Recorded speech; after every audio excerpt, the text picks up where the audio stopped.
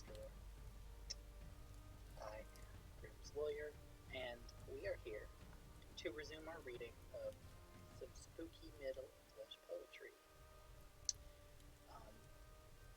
Of course, I had everything ready to go before I started the stream, but then when it was time to start the stream, a bunch of programs that I had repeatedly set not to open on their own opened on their own.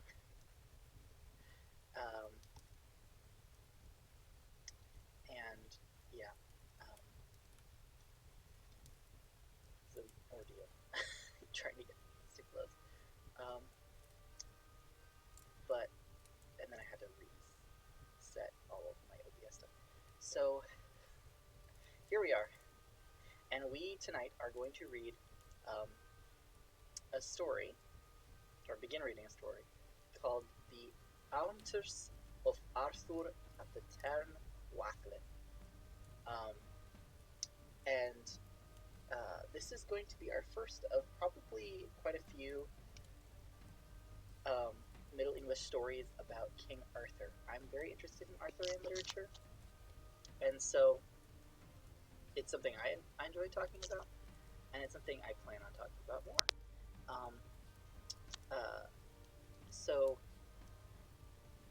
We're going to get acquainted with a cast of characters that will be recurring quite a bit.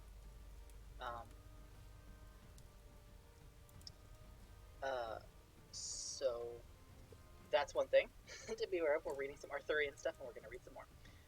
The next thing to this whole time. The other thing is that this story has some parallels with the story that we read last in yesterlore, which was Three Dead Kings, where we had three kings on a hunt, and then they encountered three dead kings that warned them to be better kings in life because death will suck if they don't. So there are going to be some parallels here in this story. Now, I'm going to talk a little bit about the textual history of this. This is a story that has 4 manuscripts, the earliest of which I believe is in 1440, or dated to 1440, although the poem itself is thought to have been composed a little bit earlier, late 1300s, early 1400s. And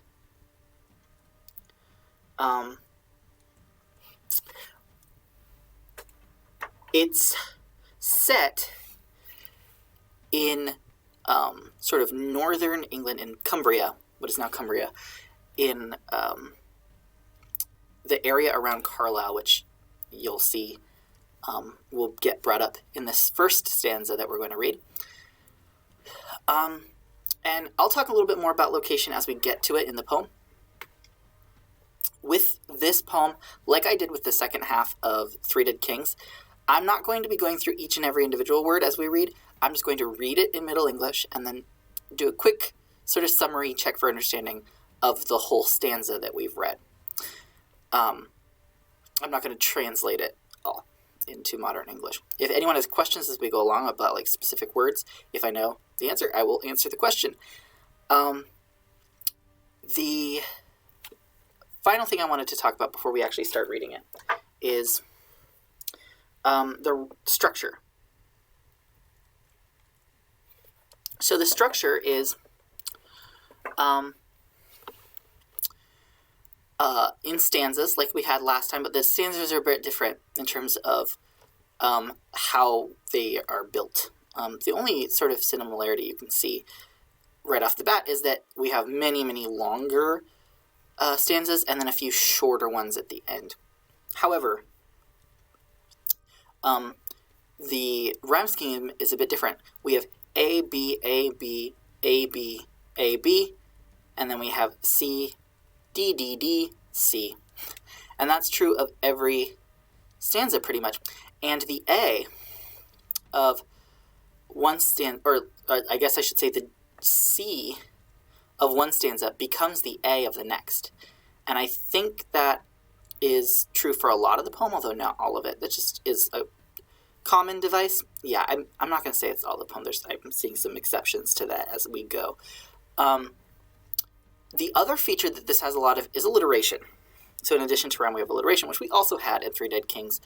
And like with Three Dead Kings, it's not following the Old English alliterative verse structure that we got pretty familiar with the Old English and Old Norse stuff, especially the Old English stuff. It's just alliteration wherever in the line you want it to be, as much as you want there to be. I'm getting rated by North Sea Poet. Hello. Thank you. We're just getting started. We're talking about the rhyme scheme and alliteration and stuff in this poem. So with that all out of the way, we're going to read the awntyrs of Arthure at terne wathelyne. We'll talk about what terne wathelyne is as we get to it. And this edition that we're reading is once again on this rochester.edu website. I'm going to put the link in the chat if anyone wants to follow along, and it will, of course, be in the description of the YouTube upload of this afterwards. And our editor here, as you can probably see, is Thomas Hahn. So thank you, Thomas Hahn, in the volume Sir Gawain, 11 Romances and Tales. That should tell you that Sir Gawain is going to be featuring in this poem. And that's really good because he's one of my favorite knights in Middle English literature. So we're going to get started now. I'm going to read the first stanza and then we'll just sort of summarize what happened in the stanza. So we have: In the team of Arthure an awntyr betide, be the terne wathelyne, as the boka tellus. Juan he to Carlele was common, that conqueror kidde, with Ducas and Duciparus, that with the dere dwelles. To hunt at the herdes that long had been hidde, on a day they hem dicht to the depe delles. To fall of the females in forest were fridde, fire by the firmasons in frith and felles. Thus to wode arn they went, though longest in weddes, both the king and the queen, and all the dochty bedane. Sir Gawain, gayest of grain, Dame Gainur Heledes.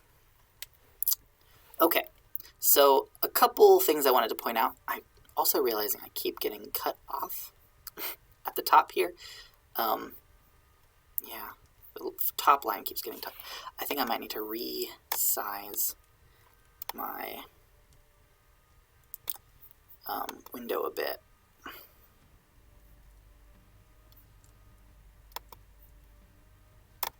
I'm going to need to resize my window a bit, just to make sure I'm not missing the top line of things as we go. You don't need to see the extra notes. You can see those if you go to the website. All right, just centering things a little bit better. Thank you for your patience as I do this. So what happened? We have, in time of Arthur, an awntyr betide. And we're going to see a lot of different spellings of this, but awntyr is the word awntyr that is in the title. It means adventure. It's just kind of smushed into two syllables, awntyr. And it's by the terne wathelyne, or tarn waddling, as it is called in modern English. And what a tarn is, if you don't know, is it's a kind of lake. Tarn waddling was located in the Carlisle area, a little southeast, southeast, I would say, of Carlisle. And it no longer exists. It was a lake, but it was drained in the late 1800s, and it is now just like a patch of green with some trees on it. Now it's in an area that has a lot of woods, an area called the Inglewood, and we'll talk about that, I think, when we get further down. We did get that he's in a forest here. Carlisle still exists. Yeah, what doesn't exist anymore is the tarn waddling. That's what I said didn't exist. I'm sorry if that was not clear. Yeah, Carlisle definitely still exists, but tarn waddling to southeast of Carlisle does not.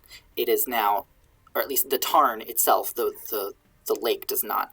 Now what you see here is a map of royal forests in the sort of mid-1300s, like the late 1320s, early 1330s, which is a little bit before when we think this poem was composed, but the Inglewood didn't move in that time. The Inglewood is in this Carlisle area here, and that's where Arthur has gone hunting, to hunt at the herds that long had been hid. And they're hidden because of the firmasons. That's when the royal forests were closed so as to not overhunt, so that the king could go and overhunt instead. So that's why the animals had been free, and it's the female deers in particular that they were going after. So our characters, we've got Arthure, and we've got his queen Gainur, is how it's written here. That is usually Guinevere. In modern English, we usually write her name Guinevere, but it's Gainur here. And we have Gawain, which I think I mistakenly pronounced Gawain. It is pronounced Gawain in a lot of French poetry, but I think when you're alliterated on it, it should be pronounced Gawain. I'm iffy on that. I definitely think it's initially stressed in Sir Gawain and the Green Knight, but here my instinct is telling me that I should still stress the G, but it might not be the case.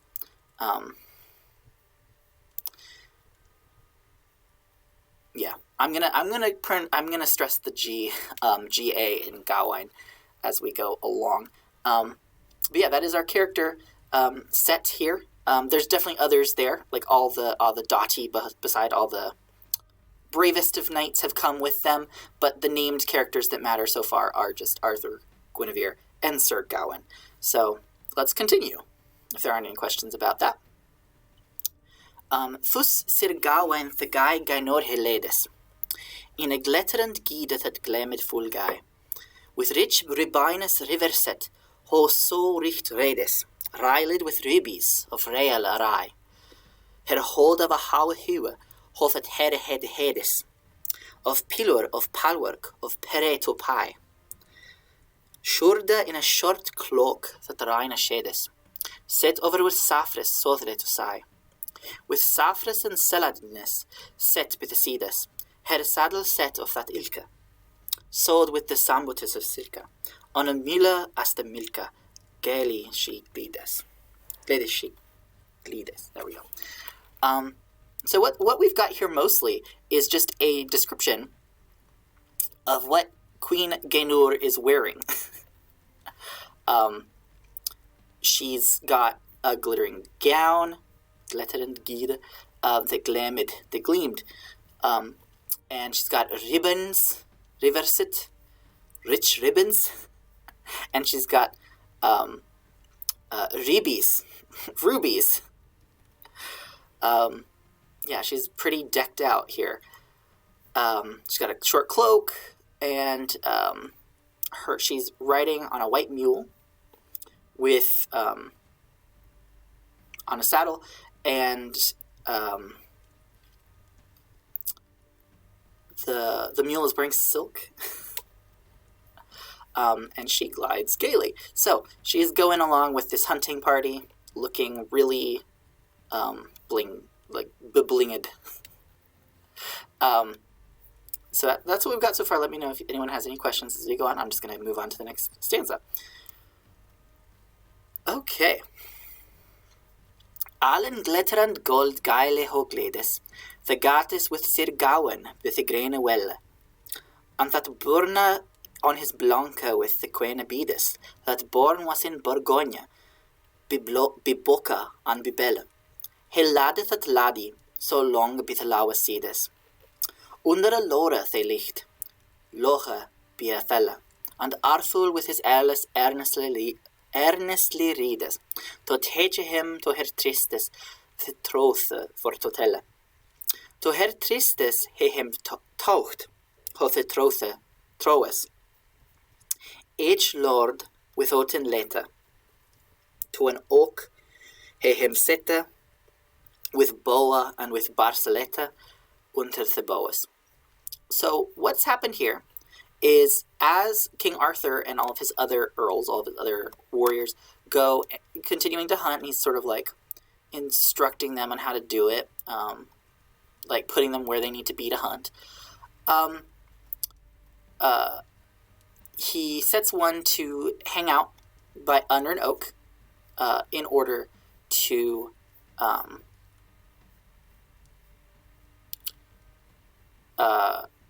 be ready if any sort of deer comes. Meanwhile, Sir Gawain is hanging out with Gainur. Sir Gawain is hanging out with Gainur, someone's going to hang out with the queen as she's just kind of chilling, and they sit under a laurel tree. And so that's what's going on here, under the boas. So what happens next? And here, this ... this is where we have like some damage to the manuscript here. So, unter the boas the boda, des bornes so bolda, to bicker at des barines in bonkes so bara, ver mich hatheles in he her des beholda, herken hunting in hast in holtes so hare. They cast of her couples in cliffes so colda, comforte her kennetel, comforte her kennetes to kellehem of cara. They fell of the females full thick folda. With fresh hondes and felle, they follow in her fara. With great questes and quelles, both in fredes and felles, at the alfe dure in the delles, they dorken and dara. So what we get here is a description of more of the hunting happening. They come to like a great number of deer. They've got lots of dogs and men going at these deer. The deer are trembling and not having a good time. It's not a good day to be a deer in the Inglewood today. And we get there's just more description of the deer and how they're having a bad time here. Is there anything else I want to say about this stanza?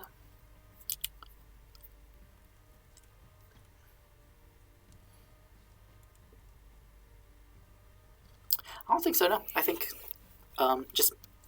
it's just more hunting description, and we're about to get some more.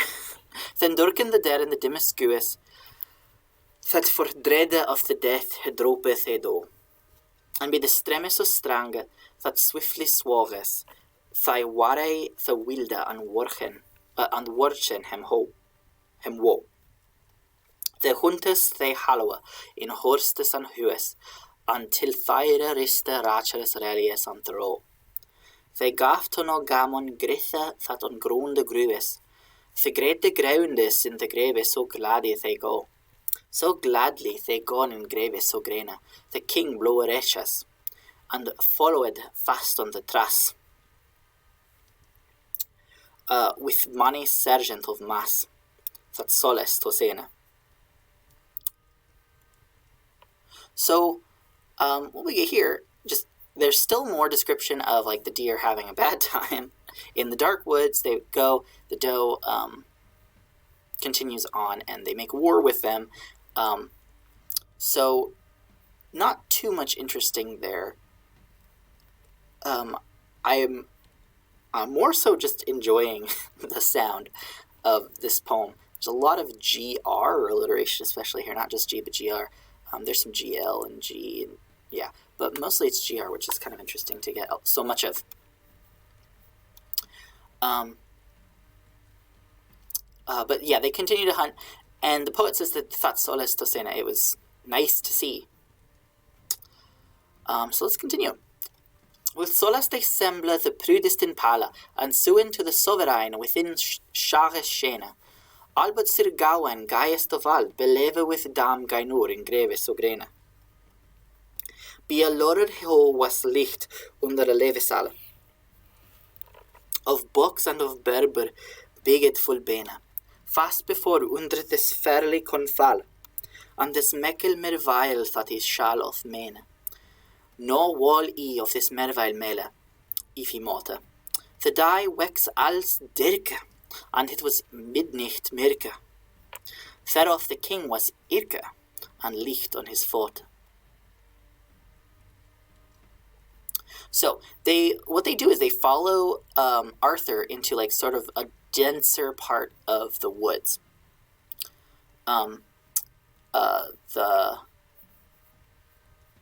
The warriors do, but Sir Gawain is with in the forest with Gainur, and they're still under their little laurel tree.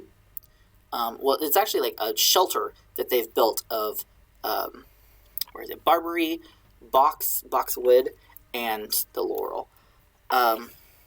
So It's midday, but it becomes as dark as midnight. It was midnight mirka. It's murky like midnight.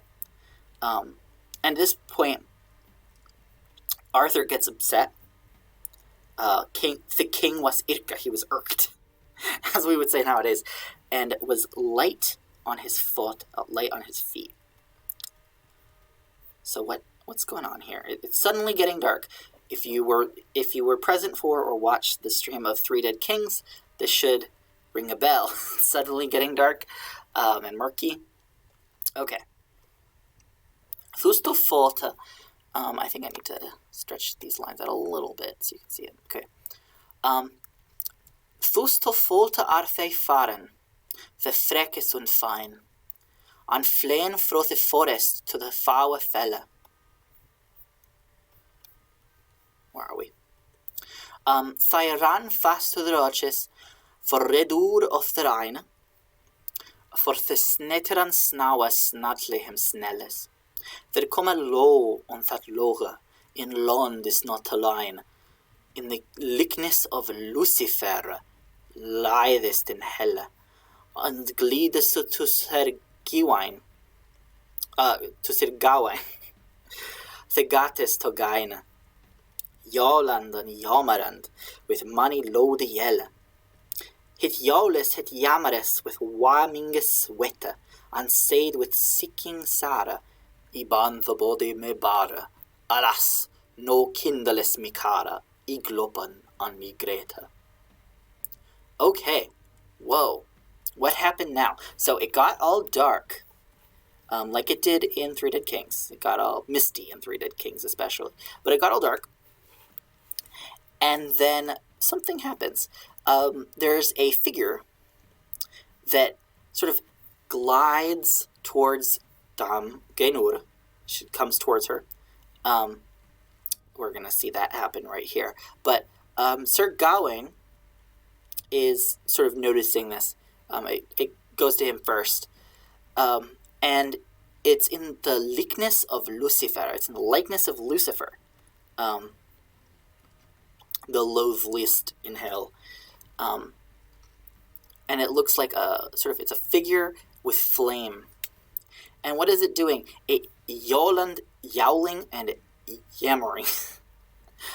This is the verb, it's yomerian in Old English. It's from yomur, which is sadness. So it's like mourning with many loud yells. So it's like a wailing ghost or specter that's come with like shining with light like Lucifer. And then what happens? Well, it says, Iban the bode me bara.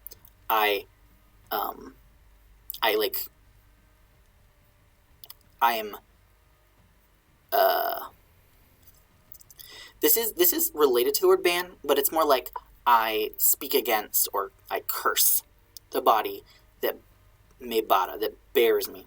Alas, no kindles mi cara.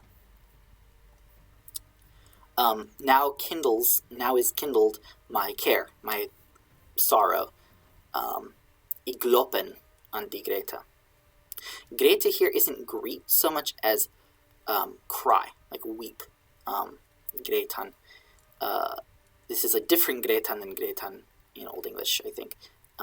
Greten. And glopen is another way of saying like despair. So, then glopen it in Grete Gainur the guy. Then Gainur the happy starts despairing and wailing. She says to Sir Gawain, what is the god rede? Hit are the clippes of the sun I heard the xxxii, and thus he comforts the queen for his knigthede. Sir Cadur, Sir Gleges, Sir Costardin, Sir Kai, thes knightes are uncertes, be cross and be crede, and thus only have me laughed on me death die, with the grizzliest ghost that ever heard I grede. Of the ghost, quoth the Groma, greve yo no mare, for I shall spec with the spret. and of the wise ye shall wait. What my the ballas bete of the body bara. So, what she says? She says, what is the good read? What is thy good read?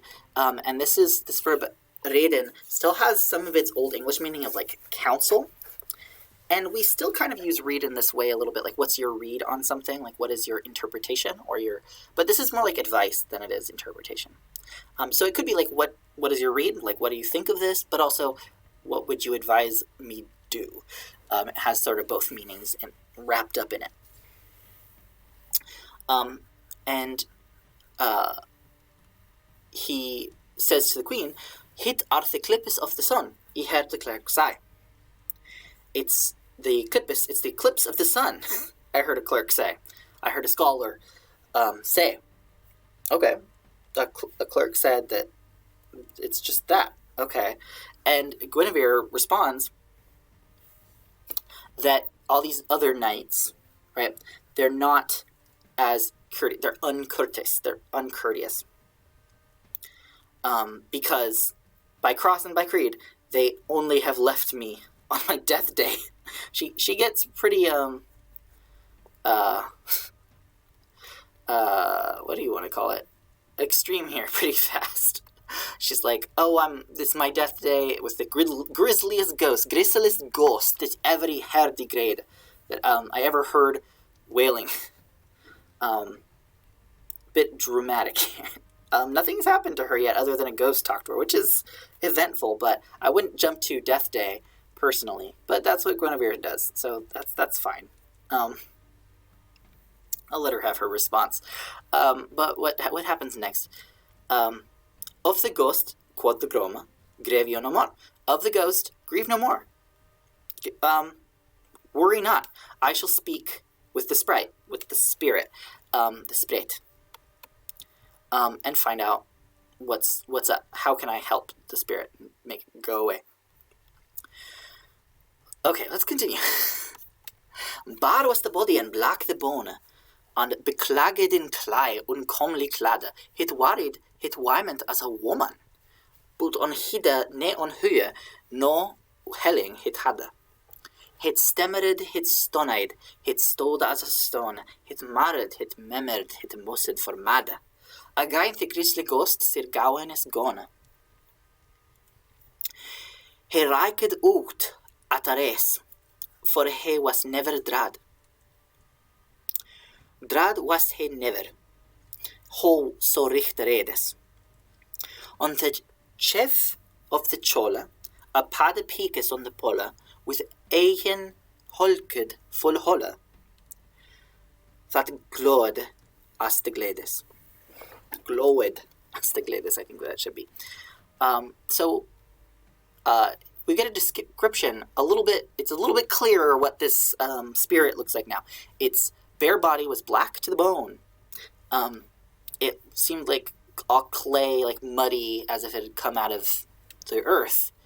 It, wailed, as does a woman. It wyment as a woman. It was wailing as a woman, but never hid its face. Stammered and stood. It was astonished as a stone. And then he was not afraid. We get that twice. He was never drad. He never was dreadful. He, full of dread. Not dreadful, like causing dread, but full of dread. He was fine. So he went up to the ghost, and he stood his ground. And let's see what happens. All glowed as a glade at the ghost there ho glades. And I wanted to point out, because this isn't so obvious, but the ho here is she. It's one of the ways to say she in Middle English. So we are getting a gender for the ghost now, and it's not just wailing as a woman like a woman, which this is what I think this means here, but also it is a female ghost. So, all glowed as a glade at the ghost that thought there ho glides. Unbeklipped in a cloth of clothing unclare, circled with serpents all about the seeds. To tell it todes theron, mi tongue were full ter. The born bride is out the brand, on the body bedes. Therefore the chivalrous knicht changed no chair. The hound is higen to the holtes, and her head heedes. For the grisly ghost mad grim bear. The great groundes were gast of the grim bear. The beardes in the bowes, that in the ghost glowes. They skrieke in the skowes, that hathless my hair. Okay. So, so Gawain drew his sword up in this stanza. I forgot to mention that. But what he sees now is that the ghost is sort of like surrounded by serpents. Again, that sort of Luciferian imagery here. And we've got the chivalrous knight. He was changing note. He was standing his ground. And we get some more description of the setting here. The birds in the boughs that on the ghost glows, they screech in the woods that hathless my head, that the nobles may hear. Okay, let's continue on until we get some dialogue here. Hathless micht here, the hendeste in halle, who chattered the chola, the chaftes of the chinne, on the chinne. Then conjured the knecht on Christ con hekale. As thou was crucified on Kreuz, to cleanse us of sin, that thou say me the soultha whether thou shall, and whe thou walkest this wiest the wodest within. I was of figure and fast firest of alle, christened and known with kinges in me kinne. I have kinges in me kinne known for kene. God has me given of his grace, to dre me pines in this place. I am coming in this casa to speak with your queen. Okay. I think I should keep reading this quote, and then I'll go back and go over what she said. Quen was he some wheeler, brichter of Borowis, then Berel or Brangwine, the bird is so bold. Of all gamen or glay that on ground the growes, greater them dam gainur of garson and golda.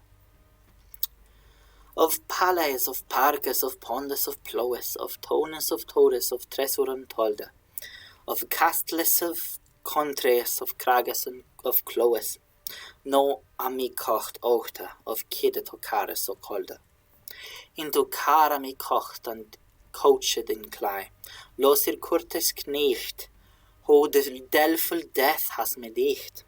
Let me honest have a sicht of Gainur the guy. So the queen. So he goes up to the queen, or not the queen. Sorry, the ghost, and says, he says almost like a little prayer. He calls on Jesus and was like, as you were crucified on the cross to cleanse us of sin, I call upon you now. And then says to the ghost, in his name, tell me the truth. Tho say me the soltha. You tell me the truth. If you can.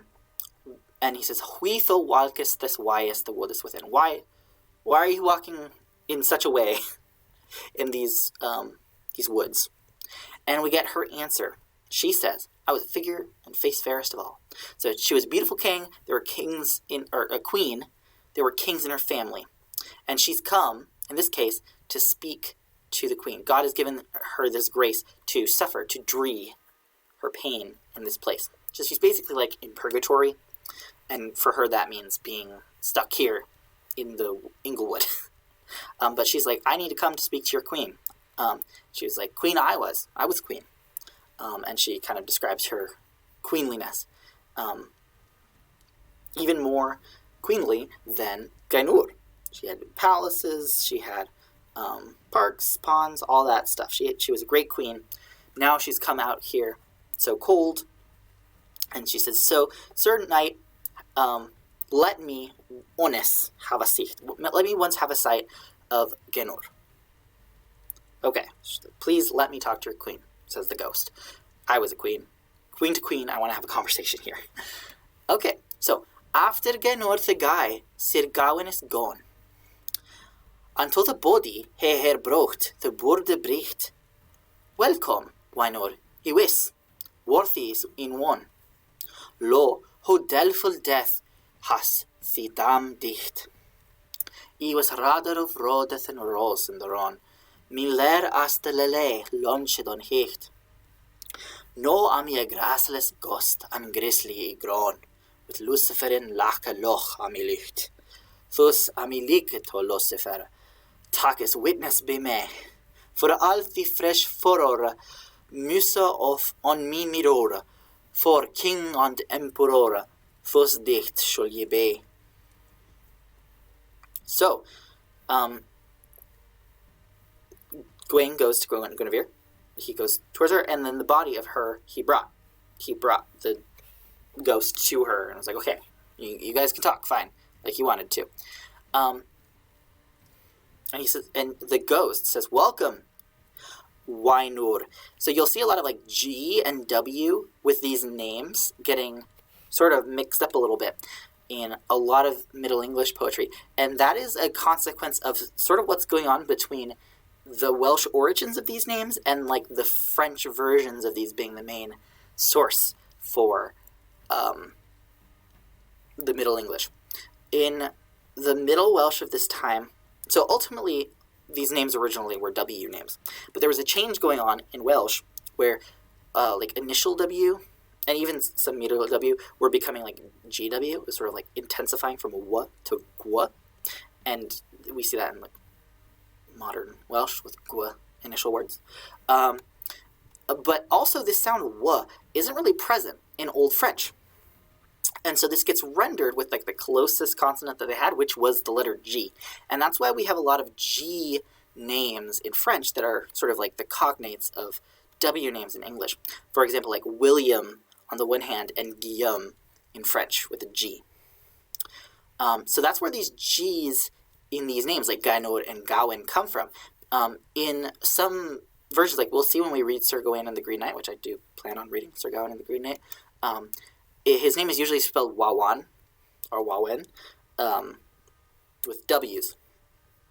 And here, her name is spelled with a W here because it alliterates. Welcome Wainor Iwis, worthy in one. So at this point, you can just kind of switch between the two. They're the same name. The name is spelled differently depending on the context. So she says, welcome, Guinevere. And she gives her some compliments. And then she's like, okay, I'm a ghost. Once upon a time, I was prettier than you. She had to make sure to say that. She was rather of rodeth and rose in the ron. It was redder of rose, redder of face than rose. And my face was like a lily, a lele. So, I was prettier than you, but now I look like Lucifer. I've descended like him into this lake, Lakaloch Amilicht. And she's talking about, she's like, look at me here. I used to look awesome, but here I am. So why? She says, Thus death will yo dicht, thar yo no dote. Thar on hertli tak head, while thou art here. When thou art richest aride in and readest in throat. Have pity on the power, thou art of power. Burdens and burdens that ben thee about, when the body is bammed and brocht on a bear. Then litte win the licht that no with the lote, for then the help is nothing but holy prayer. The prayer of power might purchase the pace of that thou yeves at the yet. When thou art set in the set, with all mirths at mate and dainties on days. We're going to keep going until she's done talking here. With rich dainties on days the deities are dicht. And in danger and dole, in dungon I dwelle, nackste an nedeful nacket on nicht, follow me a ferd of fendes of helle. They hurle me unhendely, they harm me in hicht. In brass and in brimstone I brenn as a bell. Was never wrought in this world a wofuller wicht, it were full Torah ani tonga me torment to tell. No will ye of me torment tell or I go. Think aheadly on this, fond to mend the miss. Thou art warned I wis, beware be me woe. Okay, so she talks a good deal here. Let's see what she said. She said, thus death will you dicht. Death will treat you like that. Don't doubt about it. And she just sort of goes into detail about why she's suffering this way. She says, when thou art richest arrayed and ridest in the rote, in your group, have pity on the poor. Thou art of power. You are a powerful person. You are a queen. Have pity on the poor. Be gracious. This is the same message pretty much that the 3 dead kings told to the 3 living kings in 3 Dead Kings. Don't be greedy. And with her especially, we get this, because of the emphasis on beauty here, we get like, don't be too precious about your appearance, because when you die, it's not going to matter. And you can see me here, I look awful. I used to look great, but now I look awful.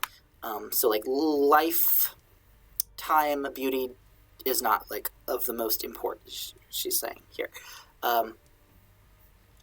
While you have like great meals, great rich dainties, you have great meals, I dwell in danger. I am having a horrible life. A host of fiends from hell are like following me. That follow me a ferd of fendes of hell. And she burns in brimstone. You probably understood that part. In brimstone I brenn as a bell. And so she's like, okay, I warn you. Think heartily on this. Strive amend your misdeeds. Thy miss. Thou art warned I wis. You are truly warned. Be wary by my woe. Be warned by my suffering. Okay.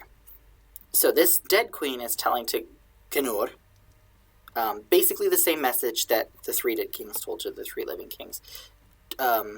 Focus on, good virtues, being gracious,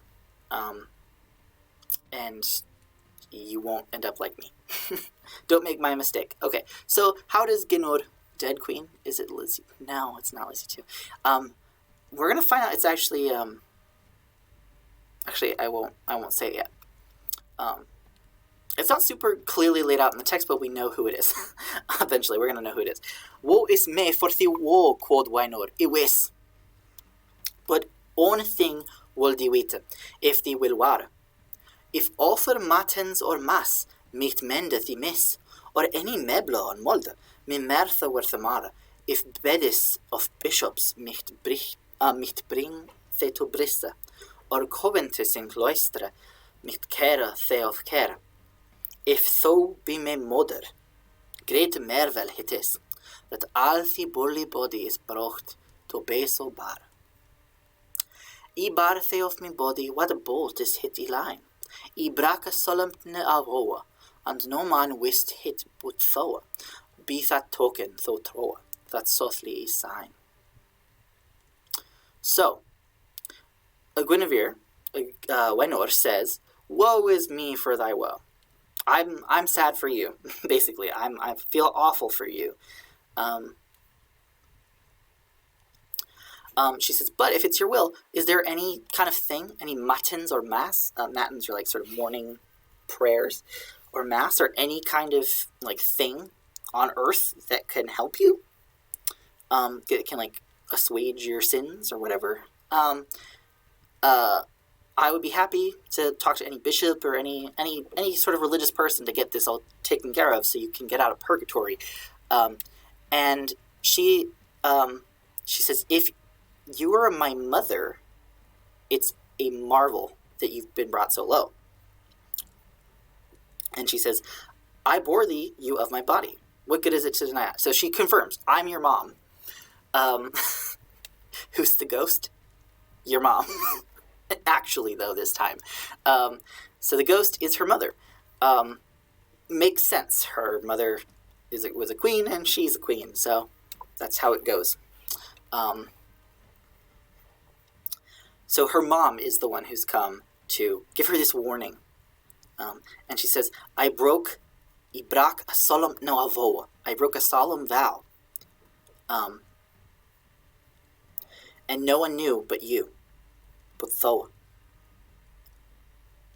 And so you know that's how you know it's me. And Guinevere says, where are we? Sai sothli what my the saven of the citus, and ishan make sere men to sing for the saka. But the baleful bestes that on the body beatus, al blendes me blay, the bonus arm so blacka. That is luf, paramour, listes and delites, that has me lichten laft, loch in a lacka. And the wealth of the world that away with us, with the wilde warmness that worche me uraka. Uraka they me worchen winor iwis. Where a 30 stone, between under and known, me soul were succored with son, and brought to the bliss. Okay, so she says, so please tell me, like, how can I save you? I can make sure men sing for thy sake, like pray. We'll pray for you. Do whatever it is that we need to do that. And she comments again on like the snakes that are wrapped around her, and how she's like all black now. And the queen, the dead queen, says, "That is luf paramour, listes and lights." These are sort of because of love paramour, meaning love that is not like platonic love, but not love between you and God, but this is like illicit sexual love here. A paramour is someone who is in a romantic relationship with you who's not supposed to be exactly, because marriage was considered holy, but also it wasn't really about love. Love was something you do with people you aren't supposed to be with. So she's like, she's basically admitting to having an affair. And that's what has me in this state. All the wealth in the world couldn't save me from this. Rakathe me warchen wanur iwis. She says, here's what I want you to do. If you have 30 trentals, which trentals are groups of 30 prayers, or like more than just prayers, like congregation masses of people coming together praying. If you do it between morning and noon, between under and non, then I'll be fine. Okay, so there is like a magic fixed. There's like a certain amount of prayers that we have to do to get her out of this purgatory. Okay, good to know. Thank you, Ghost, for letting us know. So, to blisse bring the barn that bocht theon rode, that was crucified on cross and crowned with thorn, as thou was christened and chrismed with candle and code, followed in fontestone and frelly beforn, Mary the mighty mildest of mode, of whom the blissful barn in Bedlam was born, lene me grass that he migrated they with God, and minge they with matins and masses on morn. To mend us with masses great mister hit were, for him that rest on the road, give fast of the God, to folke that filen the ford will thou art here. Okay, so she continues, if you're going to heal me with masses, do it. And she talks about God, she references God, like, if he rests on the cross. You were sort of baptized under him, so do it. She references Bethlehem here. She talks about Mary. She's just invoking that story. Basically, she's praying to Mary, like, give me grace, please help me do that. And then the ghost says to do this, you know,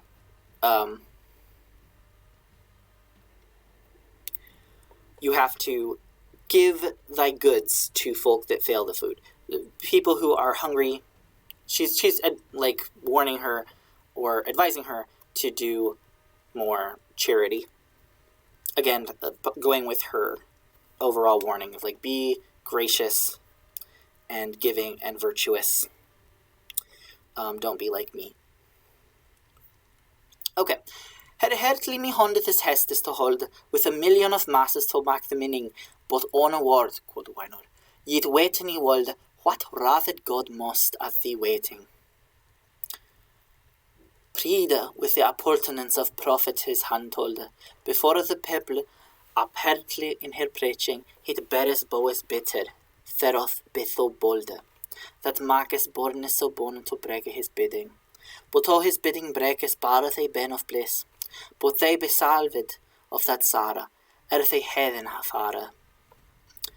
They mon wetten of Cara, Wynor, iwis. So Guinevere says, or I guess she asks, there's one thing she says, there's one thing I want to know. What, as far as you know, what is it that God is most upset about? And she says pride. With its appurtenance, anything that pertains to it. Just the prophet said. God makes that pretty clear. He hates pride. So she says, Guinevere,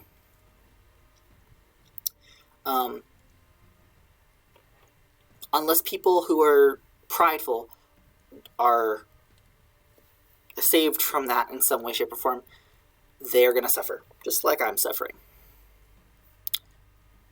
And then Guinevere says, Wissime, quoth Wynor, some way, if thou wast, what bedes micht me best to blisse bring. Meekness and mercy, this are the most, and then have pity on the poor that places heaven king. Then charity is chief, and then is chaste, and then almsedede, ora all other thing. These are the graceful gifts of the Holy Ghost, that inspires each spirit without spelling. Of this spiritual thing sputed thou no more. Also art queen in the court, hold this words in heart. Thou shall live but start, heaven shall thou far. So, Guinevere's like, tell me, like, let me know, wisdom me, make me know, some way, if thou knowst, what bedes me best to the bliss bring, what prayers would bring me best to bliss, what would be the best things to pray for. And her mother says meekness and mercy are the most, and then have pity on the poor, that pleases God, charity is chief, and then is chastity, and then giving alms above all other things. Again, that's another way of saying having pity on the poor and giving charity. So meekness, opposite of pride in this sort of context. Mercy, pity for the poor, charity, and chastity. This is the chastity bit is especially relevant for Guinevere, because if you know other stories about Guinevere, this becomes a bit of a problem. It's almost like some foreshadowing for what most of the audience would have known happens later in Arthurian legend, in the sort of vague timeline of Arthurian stories. Yeah, so that's important. So she's like, these are gifts the Holy Ghost gave us. Keep this advice close to you. And then Guinevere says, and I think this will be our last stanza for the night. Let me make sure that's not cut off. Yeah. How shall we fare, quoth the frigg, that fonden to ficht. And thus de fallen the folke. And felle kinges landes. And the riches over Remes without in any recht. Winning worship in were thorch witness of hondes. Your king so covetous, he warneth sir knicht. My no man stree him with strength. While his huela standes. When he is in his majesty, most in his micht.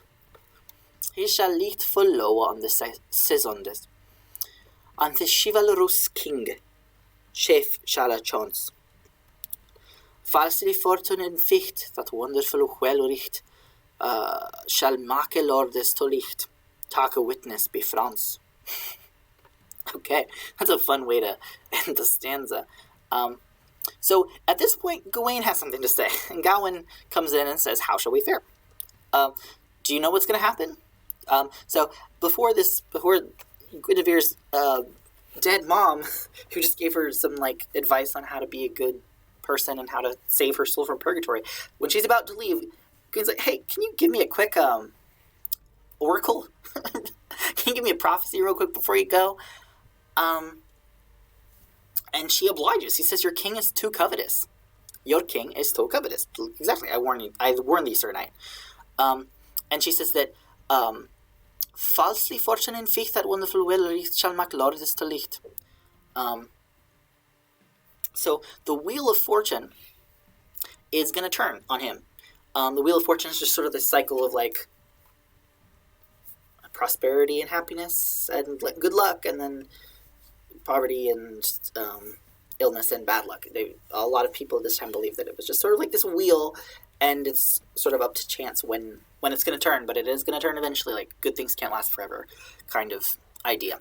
And so this ghost is saying, yeah, his time's going to run out. And she says, "Hey, take a look at France." And she's going to go on to give an example of some stuff happened in France where the Wheel of Fortune turned. And that's going to happen to you too. So that's where we're going to start next time. So we got to line 273 here, which is almost, I think we're almost halfway through the poem. So we might finish this next time because there will be less preamble next time since we've already talked about that. So thank you for everyone who was present. Thanks for the raid. And thank you, anyone watching this in the future. As always, you're free to leave more comments in the YouTube upload once this is up there. And I hope everyone has a good rest of their time zone. Thank you, and farewell.